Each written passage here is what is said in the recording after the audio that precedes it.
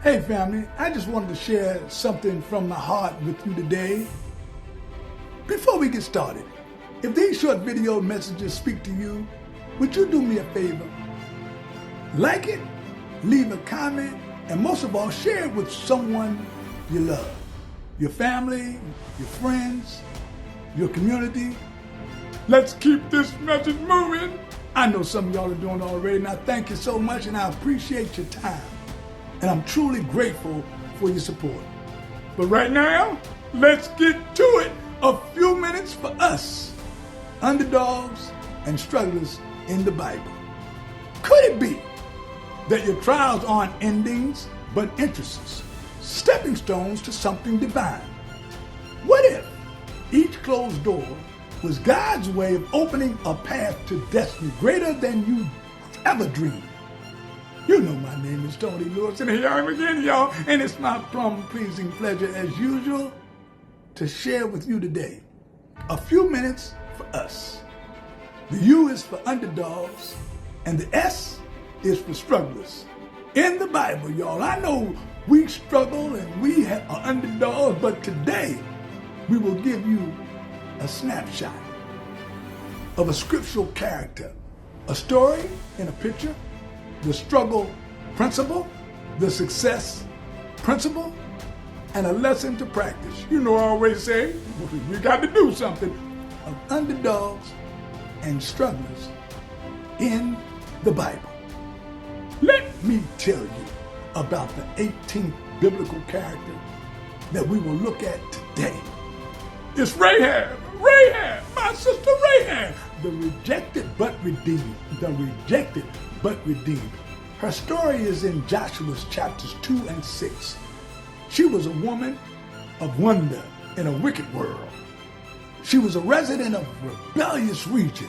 She lived in Jericho. You all know Jericho, a sinful city opposed to God. She ran a resting place, aka a harlot house, a prostitute spot, on the wall. What? She recognized the real ruler. She heard about the miracles of the God of Israel and believed, and she and her family were delivered from destruction. Check it out, it gets better. Let me tell you about her struggles. She struggled with faith in the face of fear. She faced a frightening future. Jericho was about to be destroyed by God's people, about to be wiped out.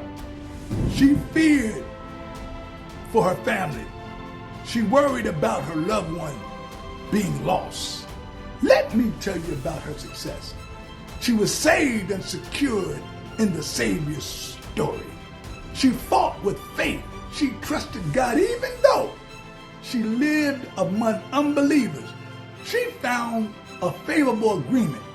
She made a promise with the two spies to save her and her family. She tied a scarlet rope in a window as a sign of salvation. You know that represented Jesus. She was spared from slaughter and her house was protected when the walls of Jericho came tumbling down. She settled and was saved and joined God's people and lived with them. And she shined in the Savior's story. She became part of Jesus' family. She was his great-great-grandmama. Oh my goodness. But what's the lesson? The lesson is faith in God rewrites futures. Faith in God rewrites futures.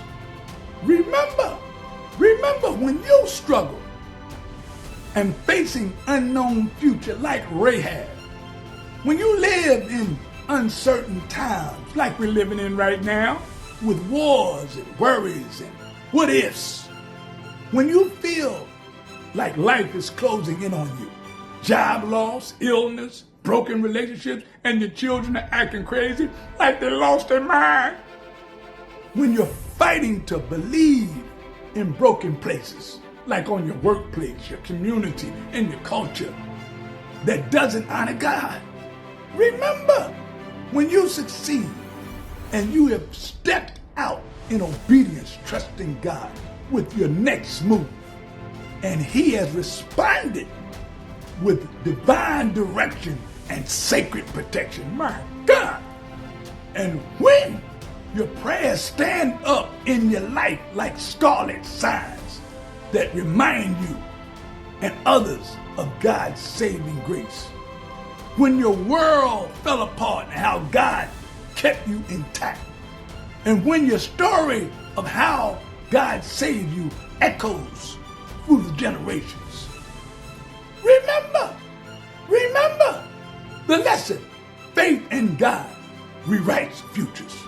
Faith in God rewrites futures. To God be the glory. I'm out, y'all.